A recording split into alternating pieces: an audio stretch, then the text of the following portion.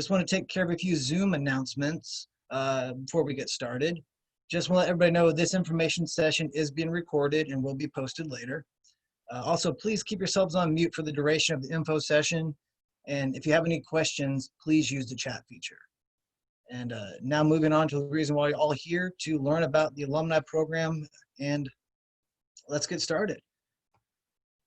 So first, we're going to talk about development, let you know just about the program and who the mentors are. Career services, we'll then kind of talk about what it takes to be a mentee and how to apply. Just let you know, we're going to end off with the Q&A session. And just as noted above, please use the chat feature for any questions. We'll make sure to address your questions at the end. And to help you answer your questions, we do have former mentees and a few mentors here. I just want to say hello to Haley. She's a former mentee. She'll be joining us today. And now, without further delay, well, let's get this started. Pass it off to development. And hello, Olivia. Hi, everyone. My name is Olivia. I am currently the development coordinator for the School of Communication. One of my main roles of my job here is to help manage the mentor program. On my end, I work with coordinating the mentors, communicating with the mentors, and making sure they have successful relationships with their mentees. So our mission is to bridge the gap between the classroom and the professional world. It's the goal of the program. We're in the 19th year right now. It's a big partnership between SOC, the SOC Development Office, which is where I work, and the AU Career Center. Here we had about 50 pairings, and we continue to have about that number each year. We've had over 700 students benefit from the program since 2002. And when you're looking to join the program, you'll be paired with an alumni who is thriving in a communication career field. They can help you navigate your career path, give you advice, look over your resume. People choose to meet with their mentors in a variety of ways. That'll include email, phone call, maybe Zoom calls now that we're more used to them. Matt, we can go to the next slide. Okay. So who are your mentors going to be? So today we have with us two mentors who have been with us for a pretty long time. We have Justin Wilson and we have Jennifer Gruber. In a second, I'll give them a second to pop in and give you guys a few tips. But first, I'm just going to introduce them so you can have an idea of who your mentors may be. So Justin Wilson is the founder and head of strategy at Rise Public Strategies. He has extensive experience in U.S. and global public affairs, media relations, and issue advocacy, in a diverse array of industries and sectors. Justin has served as a media liaison and strategic communication advisor to prime ministers, CEOs, and heads national and international nonprofits. He has extensive earned interview, op-ed placement, and editorial board meeting experience with major top-tier media. His ghostwriting has appeared in New York Times, Wall Street Journal, Washington Post, and Fox Opinion. Justin earned a BA in International Media from American University and a Master's of Science in International Strategy and Diplomacy from the London School of Economics. This is his 6th year of being a mentor. We also have Jennifer Gruber here today. Jennifer is the creative director and is responsible for creative management and leading production of all projects at Hillman & Carr, Inc., a boutique media production company in Washington, D.C. The company specializes in creating compelling educational and infotainment custom media for museums and nonprofit organizations across North America. Jennifer directs the production team, overseeing content development, research, creative treatments, scripting, art, and casting direction, filming, editing, post-production, and delivery. She has broad experience writing, producing, and directing for many large-scale, multi-screen theaters, live events, long and short format documentaries, dramatic narratives, audio environments, and a variety of apps. Her clients include the Library of Congress, most of the Smithsonian museums, National Park Service, Anti-Defamation League, National Museum of the Marine Corps, U.S. Holocaust Memorial Museum, and the Birthplace of Country Music Museum. Her past credits include 3 Academy Award winners in the short documentary category. Jennifer has been a mentor with us for 4 years. So as you can see, these are just two mentors that you could have the opportunity to be paired with. They're really experienced professionals in their field, and they're excited to share their knowledge and expertise with you. So let's take a second to see if Jennifer or Justin have anything they want to add at this moment to talk to you about what you may expect from having a relationship with a mentor. Go ahead, Justin. Sure, I'll jump in. Thanks, Olivia. Glad to participate again this year and have the opportunity. It's great. For me as a mentor, I always get a really great experiences working with the young professionals coming out of AU. It opens my eyes to some different perspectives that they have, and it's just been a valuable experience. And glad that I've been able to work with folks and help them move up as they come out of AU. So thanks. Thank you. Go ahead, Jennifer. I would call myself a constructive cheerleader. That everybody I've worked with, I feel like since I've been in business and in specifically media business for a very long time, there's lots of things that we can talk about. It doesn't really matter. Sometimes the barrier is just getting started. It's feeling like you can ask your mentor anything about that you've been stewing about in your work or your studies or your career path. And I'm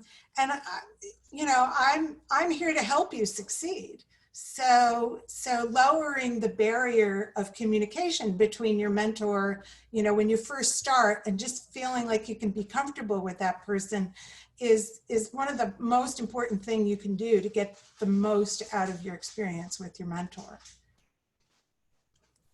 Perfect, thank you. We can go to the next slide, Matt, and we can hear back from the mentors again toward the end of the session when we open the Q&A. So all the students that are here, you can have an opportunity to ask them anything you want. So mentors are often busy with their professional responsibilities and their lives, but don't worry if your mentor is slow to respond to you. Just remember that they are there for you, and maybe you nudge them with an email and they'll get back to you, and it is up to you guys to keep up the relationship with your mentor. So just remember that. If they don't seem like the perfect match right in the beginning, you may be surprised. Like Jennifer said, after you get to know your mentor, maybe you'll realize that you guys click really well and they can help you succeed in a professional way. Like I said, look at your resume, meet with you, talk to you, give you career advice. They can really be there for you in a variety of ways. And now we're going to pass it off to our folks in career services. We have Felicia Parks and Julia Beyer.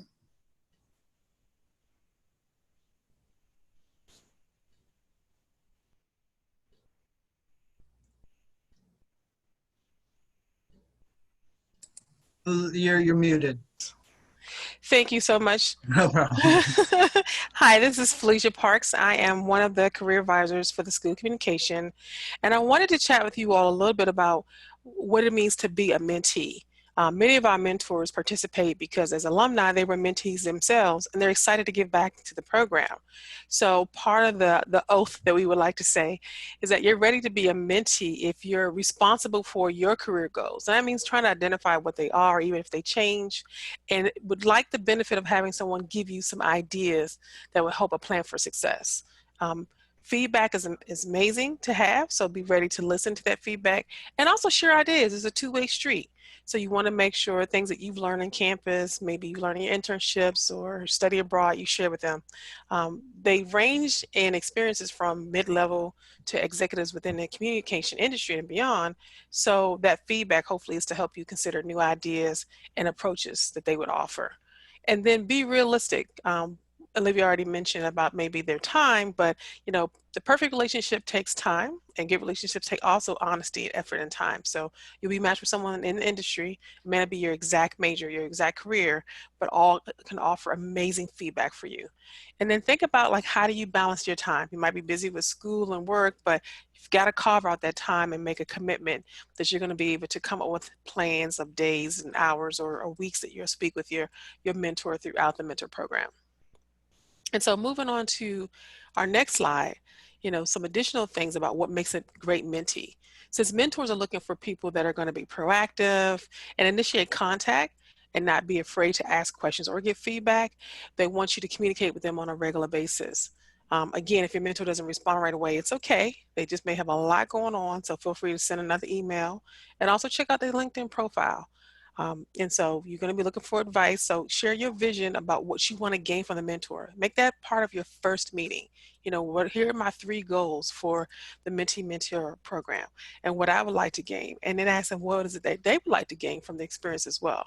And then be excited. You know, you're getting someone that's connected to AU, both from being an alum and also being in the field. And they want to share what their career path is and maybe listen to what your career path is as well. So be excited, look for advice, and be ready to participate as a great mentee. I'll now turn it over to my colleague, Julia Beyer.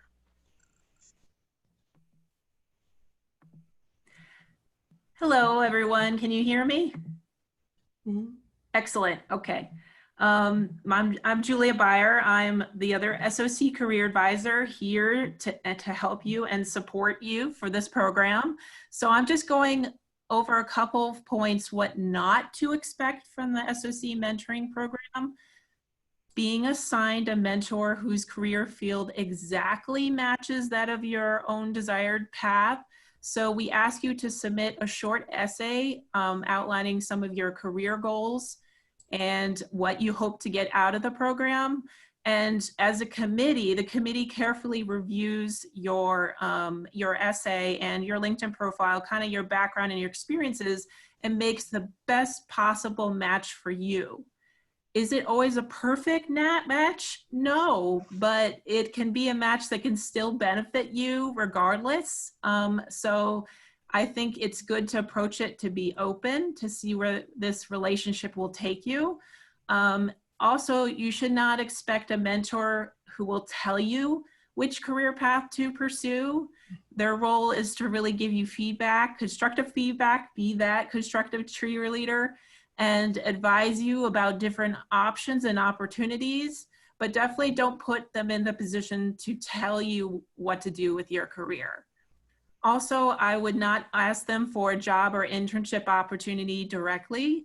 I think sometimes potentially with the relationship, something like that could happen down the road if they offer some ideas about different opportunities or associations or groups to join or feedback about your materials, your resume, your portfolio.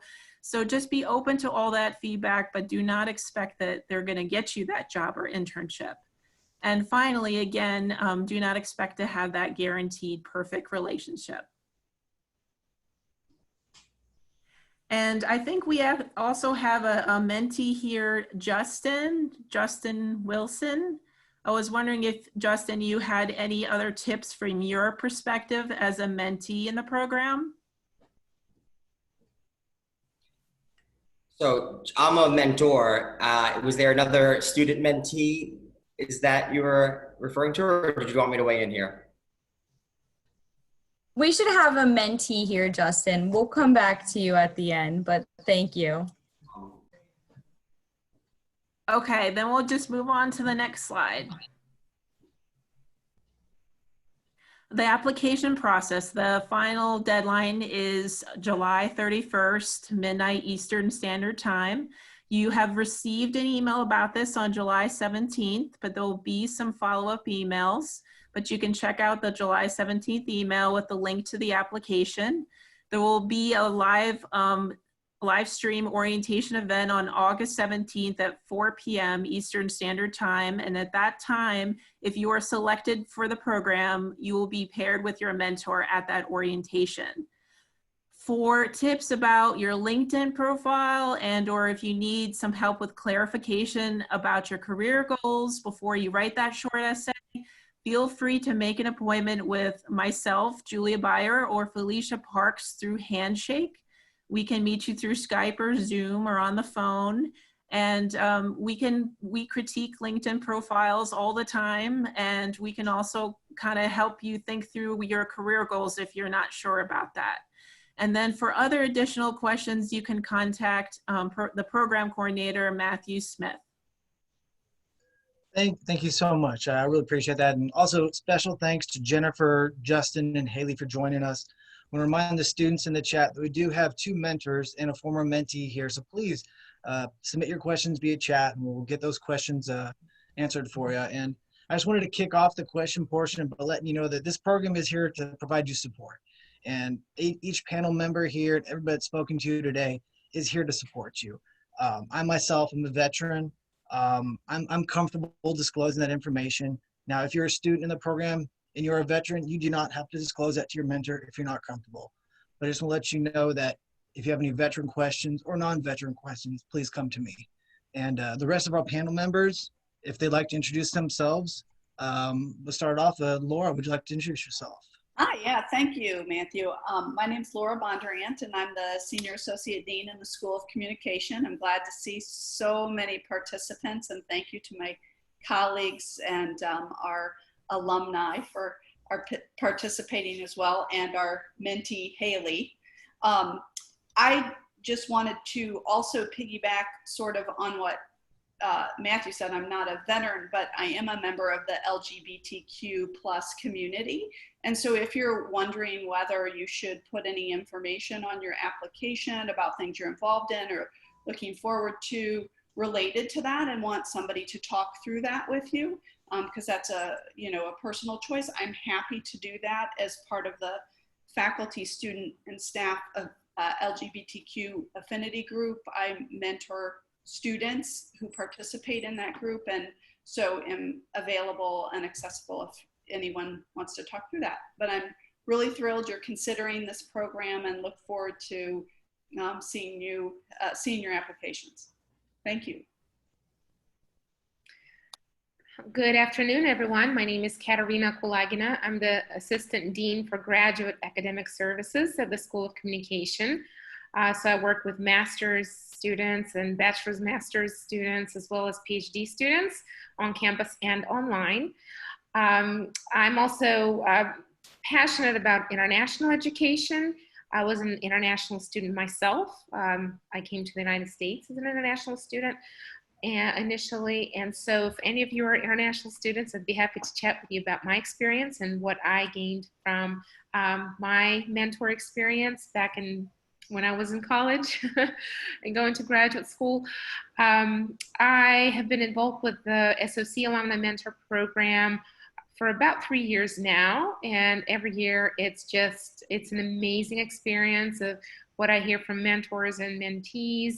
Our students are fabulous, our alumni are fabulous, and I really hope that you will take the next step, and when you receive the application that you will submit your application. I really look forward to reading your essay. Thank you.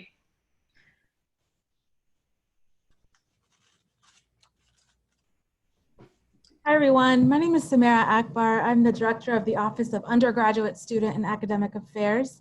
Come by to the undergraduate academic advising. You probably see me along with my colleagues, but we're so happy to be talking to you here in this virtual setting.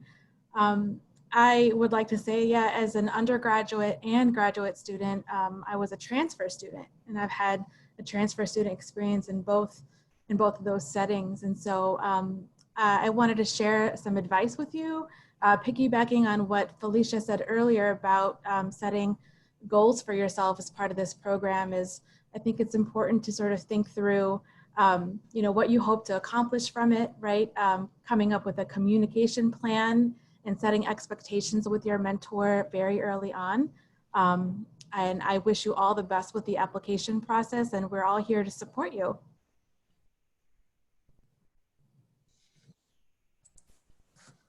Hi, everyone. You already heard from me earlier, but as a recent graduate student, I'm here for you also. If you need any advice or want someone to talk to, I can help you out with that. If you need communication help with your mentor or advice how to keep up with your relationship, I can help with that too. So just feel free to reach out to me. My email is on the AU website.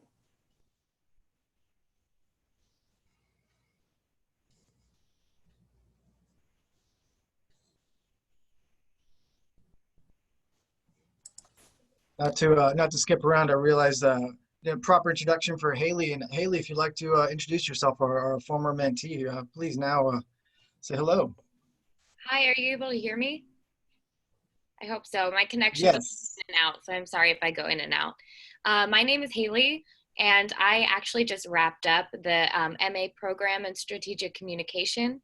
So I am here to answer any questions that you may have as a student, whether it be undergraduate or master's. I may have some more insight on, but applying to the program and what it's like to interact with your mentor and kind of any suggestions or tips that you may want on going through this process. I'm happy to answer any questions that have to do with that.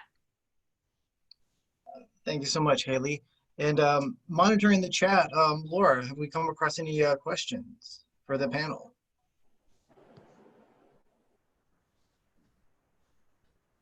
Yeah, so I think in terms of not necessarily for the panel, but for the participants right now that are here gathering information, I think we're all eager to provide you anything that will help you determine whether you want to participate in the program, as well as any questions you have about how to go about the application process, or what does the program look like throughout the academic year. I think we're all excited that you're here, but we can be most helpful if we know what you all want to know.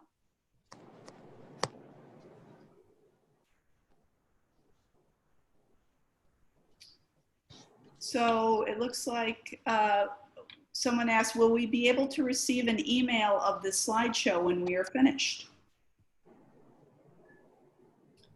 Absolutely. I can send an email out, but this will be posted on the website. So yes, the slideshow will be absolutely made available. Yes. Great, thank you, Matthew.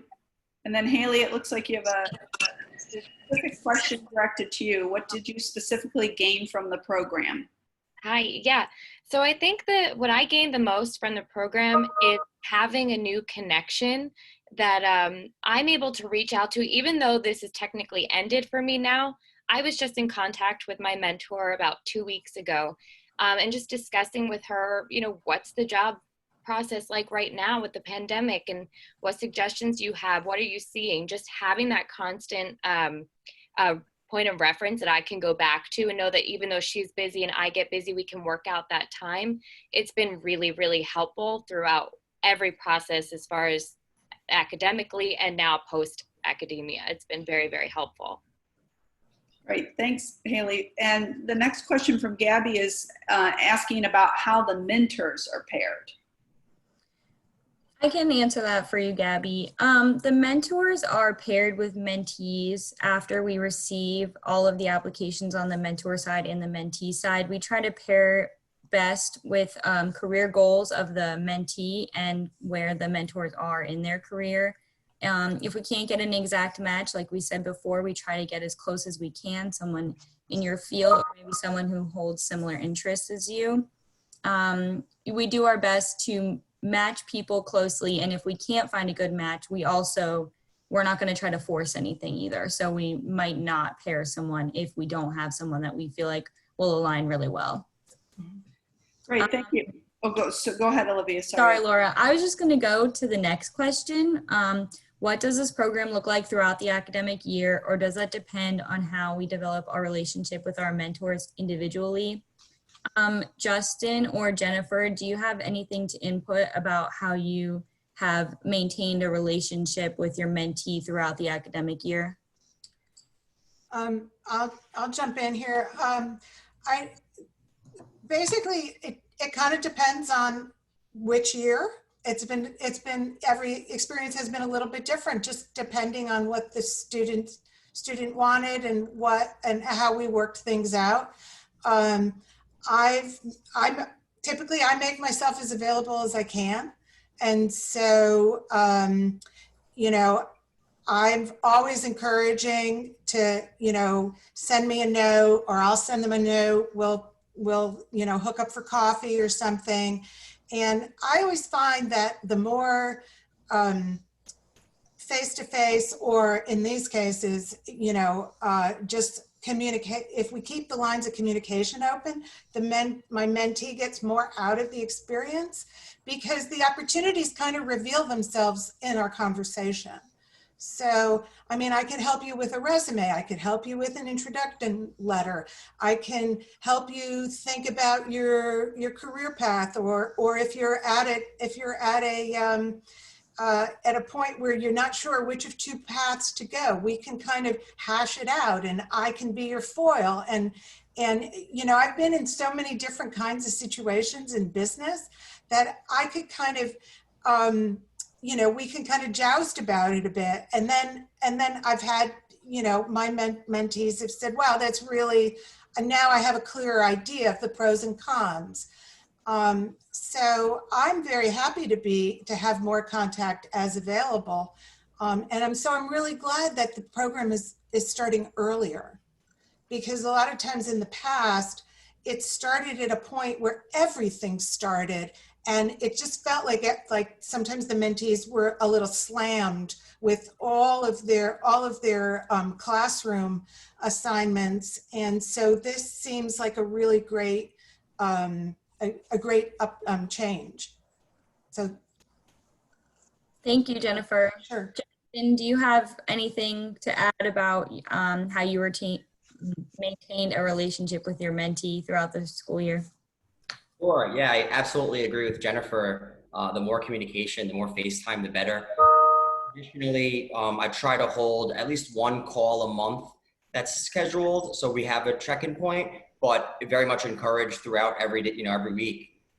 Fill me in on what's going on. Shoot me a note if you have thoughts. I'm very busy. I'm sure Jennifer's very busy, but if you keep honest, we'll get back to you.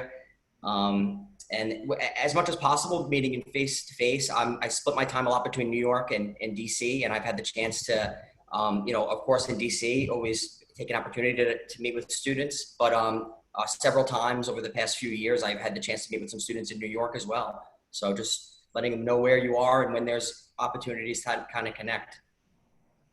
Great, thank you.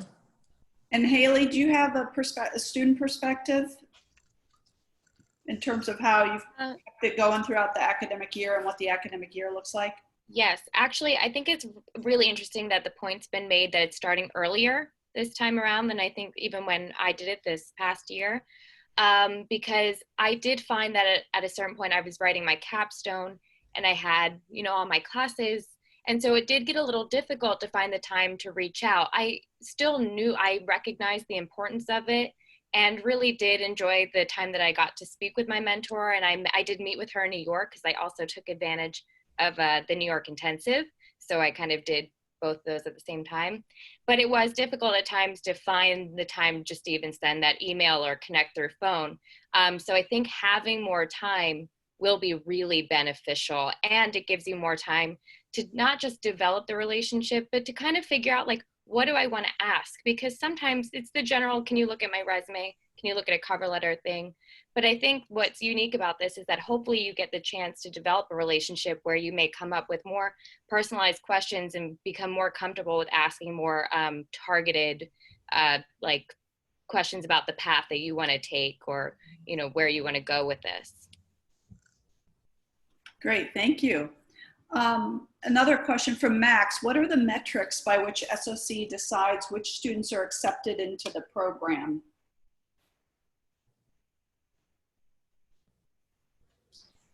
As far as metrics, there's nothing, I guess, official.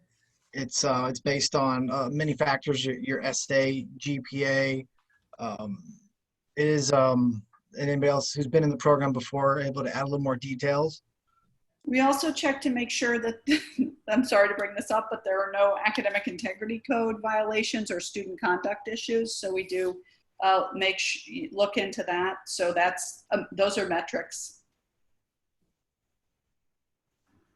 But I think the main thing is, a well-written essay with a purpose that aligns with the program is extremely helpful, as well as GPA and interested in contributing, right?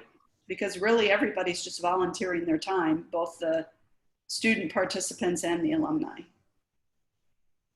All right, photography is my major that I've been told is joint between SOC and CAS. That's correct. So would that make me ineligible for membership under SOC? No, in the School of Communication, we have a couple joint degrees. One is a bachelor's in foreign language and communication media. One is a bachelor's in photography and one master's in political communication and the master's in game. So you're more than welcome, and we look forward to seeing your application. Can we get some more info from Haley on some of the things you've learned and benefited? Sorry if I'm a little behind in the questions there, but is there anything else, Haley, that you haven't covered or you've heard from other, other members in your program? Yeah, I think what I've heard from the other people that I know in the master's program anyway who participated is that we each had very different experiences. You will get mentors who are at different levels and have different availabilities, and some have gotten to work on projects depending on what their mentor wanted. And then, like with my experience, it's just been more of, like I said, like a sounding board. And I think what I learned the most and what I've heard the most from everyone is just to kind of really, take in what experience you're having with your mentor and really listen, whether that's getting to listen to them and then participate, or just listen to the advice that they have and then applying it, whichever way works for you. I think that's what I learned the most from this experience, is to just take it all in and really try to follow through with what I was provided through the experience. Thank you. Felicia or Julia, could you answer the question about what would make a good LinkedIn profile? Like, what are the things that you all are looking for? Sure. So if you just Google LinkedIn profile checklist, you get a summary of all the different sections you could potentially have in your LinkedIn profile. And the three big things are your photo, your summary, and your headline. Those are the things that people see first at the very top. And so actually it's called your about section in LinkedIn. It used to be called your summary, and that's where you tell your story. So you have your experiences listed on your LinkedIn profile, but your summary, you kind of can connect the dots for people coming to your profile for the first time to sort of explain a little bit about your work history. And I like to say, try to touch on your past, present, and future in that summary. And it shouldn't be super long. It should be concise. And then other things that can really make a strong LinkedIn profile is it including samples of your work. So linking out to blogs, linking out to videos, linking out to press releases, whatever you have done in class, done in clubs or activities, done on your own, anything that can be evidence of the work that you've done to get you to where you are today can be good things to share on that LinkedIn profile. And for the essay, being concise and clear and thoughtful. I mean, when you're reviewing lots of essays, we can tell when you've been more thoughtful and when you haven't, making sure that there are no typos there. So just being able to take the time to reflect on why you're interested in this program, what you're hoping to gain from it. I think it's wonderful that you're all here in the time of COVID-19. I think mentoring has become even more critical right now than ever before. And luckily we have all these virtual platforms to interact and engage. So it should continue. And we should make this a very robust experience, and you should make the most of it. So I hope you all apply. It shouldn't take too much time, but be thoughtful about what's in that essay. And we're here to support you if you want us to critique any of your materials.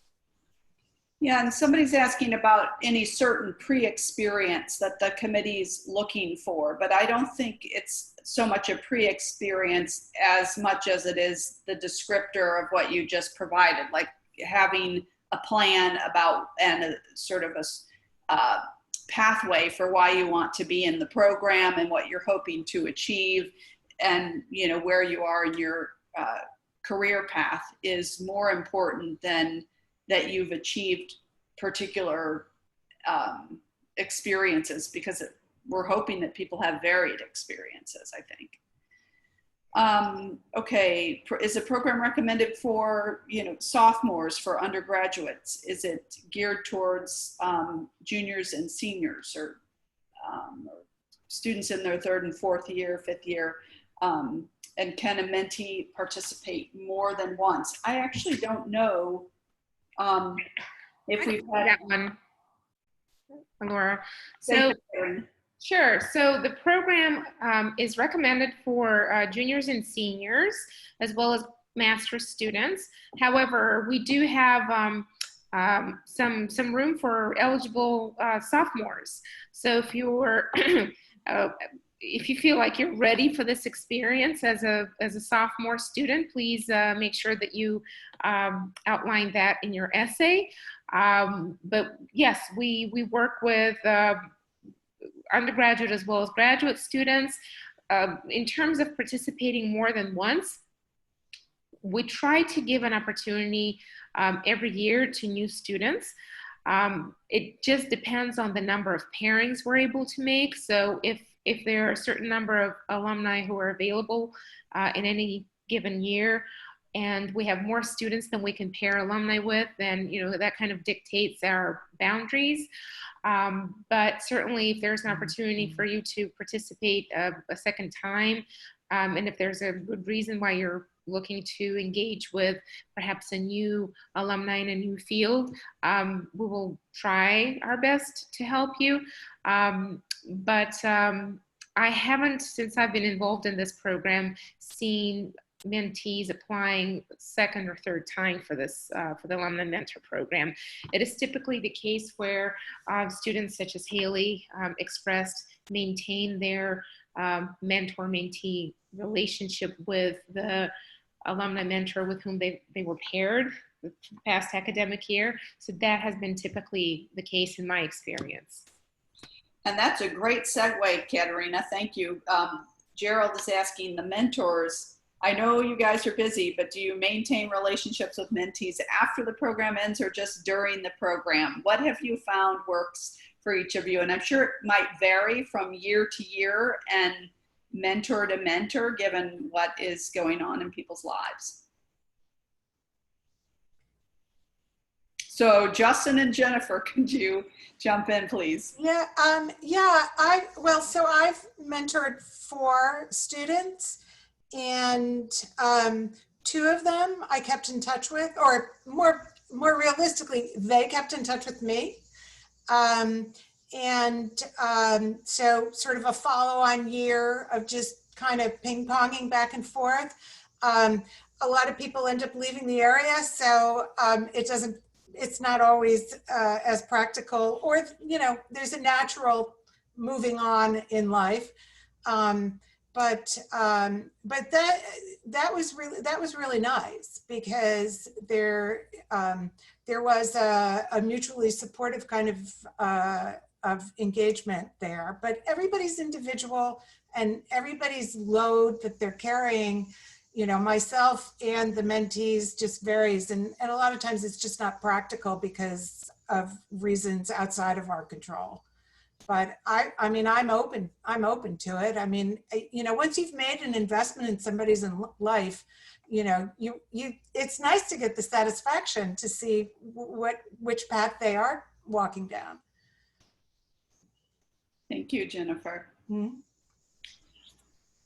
Okay, so the question is there a limit on how many mentees can be accepted? And I think that would be the case based on how many mentors we have and the quality of the mentees, right, that are applying, and if they're meeting the application process. I think a long time ago, in a rare situation we were in, I think a mentor had 2 mentees, but for the most part, since everybody is volunteering their time, it is a selective process, and we try to make sure that we, since we keep track of the statistics and how many people apply, as well as how many mentors are interested in mentoring, I think we try to stick with around the number that we can. And hopefully, those of you that are applying for this program, once you graduate, you will also be interested perhaps in serving as a mentor at some point because of your experience as a mentee. All right, would you say most of the mentors work in media, or are there also a few mentors who work in political communication, Olivia? It varies year to year. This year we started receiving applications for mentors who are interested in participating, and it's a pretty good range of, film and media, political communication, people who are in the field of PR. It's a pretty good range. So I would say you have an even chance of finding someone who is in the field that you're interested in. Yeah. Justin, did you have anything that you wanted to add about working with your mentee, maintaining your relationship from previous years? Do you still keep in touch with them? Yeah, sure. I think Jennifer had great points again there. It's for those mentees that reach out and keep in touch, I'm happy to continue the relationship. And several of the folks I've gotten to work with in the past 6 years, a few of them are at agencies now, PR agencies, where I have network or know. So I kind of keep in touch and know that they're them through those networks. So yeah, it's always open to that potential if it's a relationship that the mentee wants to keep going and they find value in it, of course. Thank you. Great, thanks. And is there a specific GPA that's required as part of the application process? Charmin, there's no official GPA requirement. So please don't let a low GPA stop you. This program is designed to help you. So please apply. All right. Thank you, Matthew. Any other questions that you might have? I really think that, participating in the Alumni Mentor Program and the opportunities that we have in SOC with some of our intensives is a great way to connect with alumni and also think about how, what role you might want to play once you graduate at AU and, help bring along the students that come after you. Felicia and Julia, on the Career Services website, is there still information about where you list great networking questions to ask? Yeah. If you just go to american.edu/career center, I think it's under the section Prepare for the Search. You can find a lot of tips there for networking. Okay, so the reason I bring that up, thank you, Julia, is just because as you think about getting involved in the program, sometimes students will say to me, I don't know what to ask the alums, or I don't know what to ask a faculty member. And so that's always a good place to start, is to take those questions. But these are people that went to AU, so that you can ask them about their entire experience at AU. They might have had a professor you had. They might have lived in the residence hall that you happen to live in if you're an undergraduate student. As a grad student, you might have similar backgrounds from hometowns or different places you've been, or somebody who works somewhere. So it would be fabulous to essentially learn all about the alumni in the program, and then share your story about how you arrived where you are today. And I think not only, of course, the Career Center, obviously you can always Google pretty much anything, so you could get a slew of questions. But I think that for those of you that, if you have any hesitation in that area, usually the mentors are super easy to talk to because they want to participate. Thank you, Julia, for posting that and sharing that. They want to participate and they're volunteering their time. So they're eager to share with you about their story and to get to know you. So thank you. If that is all, if there's any other questions, please speak up. Otherwise, I think we will come to a close. Wait a few moments, kind of see if the chat pops up. Okay, well, I just want to thank everybody, and especially thank you, Jennifer. Thank you, Justin. Thank you, Haley, for taking the time. We could not have done this without you. I'm sure the students appreciate your knowledge and expertise of the program, and thank you to all the staff helping organize this. And for the students, just thank you for attending, and don't forget to make the most out of this unique experience. And we look forward to reviewing your applications, and we have a great day. Matt, quick question. When are we sending out the application to the students? They've already been sent, but I'll resend another application out today. Okay, great. All right, thank you. All right, thank you, everybody. Good luck, Thank you. everybody. Nice to be Thank here. you.